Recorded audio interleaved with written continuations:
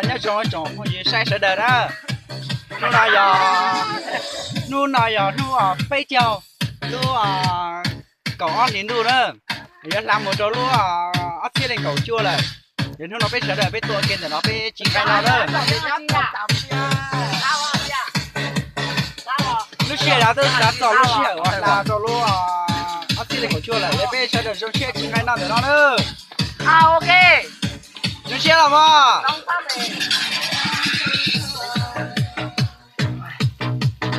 sao là chín rồi nghe ăn ngon cũng nhà mẹ rồi nó sao nhà quá rồi ăn hơi tái là mới ngon đấy mẹ rồi ăn thế mới ngon cũng chỉ ăn mới ngon mẹ mày đứng nè à nào nhở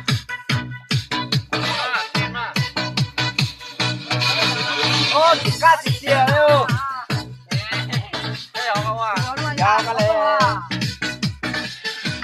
ok là xong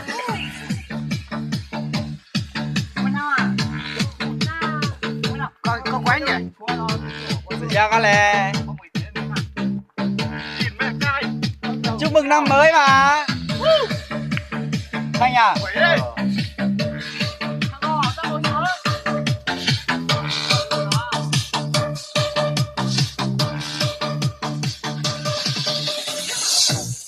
ui đừng có đá cái này nhá nhau to bò to mà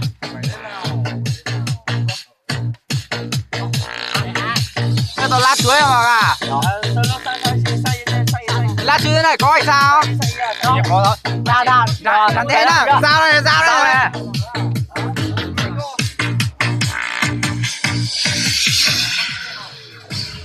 rắn to rắn to có một số mà trong mà nào dùng chuột kia nhỏ chiếc nhỏ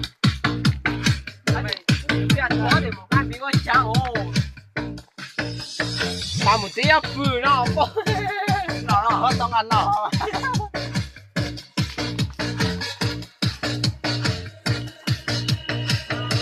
lọc cái này nhá lọc cái là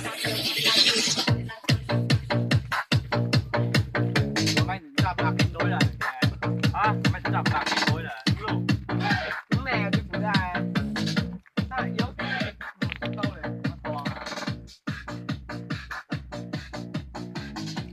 nhớ rồi chọn không gì sai sợ đời đó nó chỉ hỏi nó giờ tư là chọn lo lưu ở xanh lên cầu gì là nó chỉ nó giọt chua lưu xanh lên cầu chua là bây giờ xe nó chỉ hỏi bây giờ lưu nóยังไงthì chỉ mang cái chỉ tao xe nữa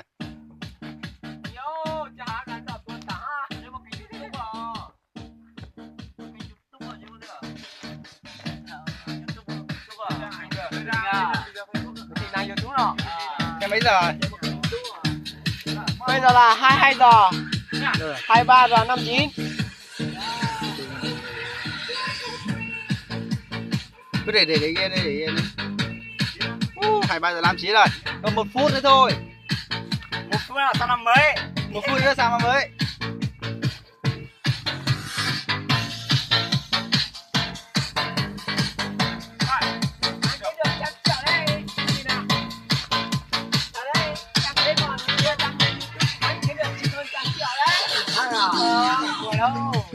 thật nếu mà có anh em nỗ lực ủng hộ được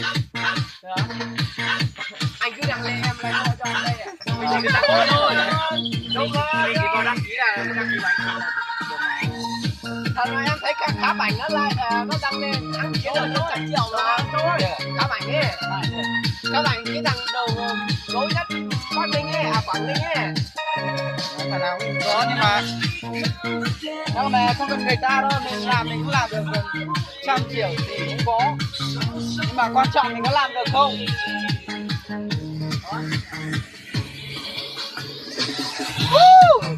ra đó chín rồi ăn được rồi chín rồi ăn đi tại em chế là nó để xem qua này cây cắt số rồi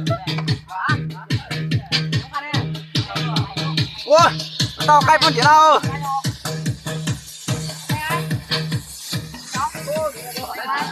cái đầu gà gì á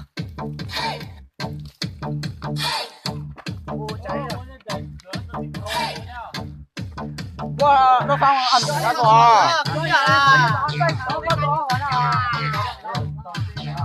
có做好工啊，不要在那只落架啊，做哪一个么？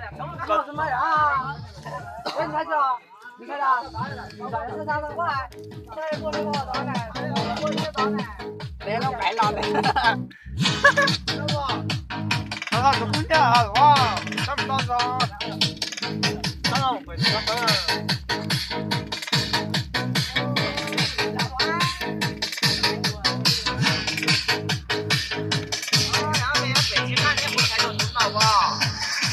要不我他做地铺嘛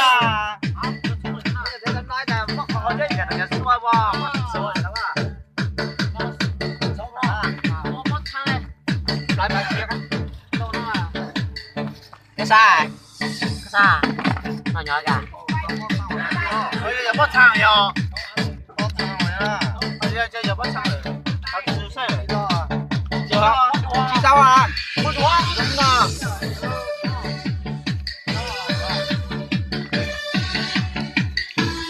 Con nhỏ thì gà thôi. Cái gì heo để con lọc. Đúng rồi, cam tiền à, tao còn chữ thế à? Ta nhìn thế để xây các cầu hả? Đồng ý là sao lại nói nó tạo cái gì mà cam tiền à? Chỉ là mình tỏ chỉ là số miếng à?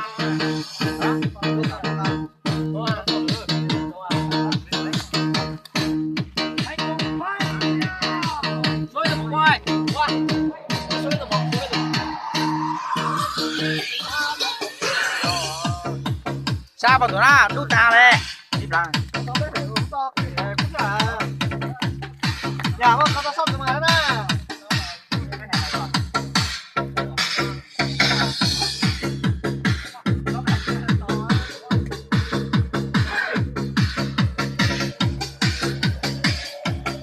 Phải thế à? Ở bên một tàu số Con không rời 3 phút là à? bây giờ một tàu số